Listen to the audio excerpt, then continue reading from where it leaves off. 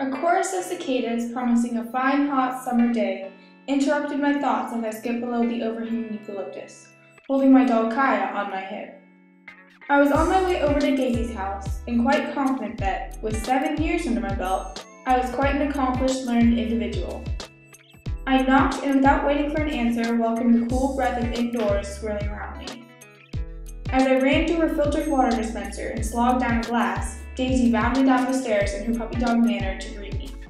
I plopped Kaya on the floor of her room and started rummaging through her closet to find her vintage doll clothes I wanted to claim. Only then did I start to notice the din of loud thudding that surrounded us. "What's going on?" My irritation clearly showed through the question in my voice. Daisy rolled her eyes and stuck her tongue out at the ceiling. "My dad's working on the roof." By that time, however, I had found the suitcase holding the vintage doll clothes and gleefully jumped back to where Kaya sat to rifle through the clothes before Daisy could catch wind of what was going on. As we were silently struggling to choose the clothes the other wanted the most, we failed to notice the banging getting louder and louder until it was too ear-splitting to ignore.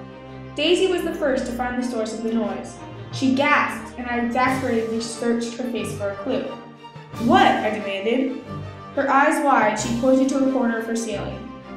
Right before our eyes, that corner of her ceiling was starting to disintegrate. My mind whirled in confusion. "Dad, stop!" Daisy yelled at the top of her lungs, and it clicked into place. Oh, it was Charlie. We yelled and screamed, but no matter how hard, our tiny voices were no match for the clanging, and the raining of plaster kept on. Finally, in a panic, Daisy flew to the open window and screamed to her mother below. "Mom, tell Dad to stop!" Her mother calmly looked up at our desperate faces and retorted curtly, "Daisy, the whole world doesn't revolve around you." Our jaws hung open, and we looked at each other in disbelief.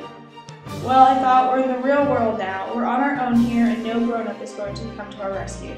We've got to save ourselves and their babies. This unspoken agreement passed between Daisy and me, and we started scurrying around the room, stuffing dolls and clothes and pillows into any bags that we could find. We hobbled down the stairs and into the yard to dump our load and go back to get more.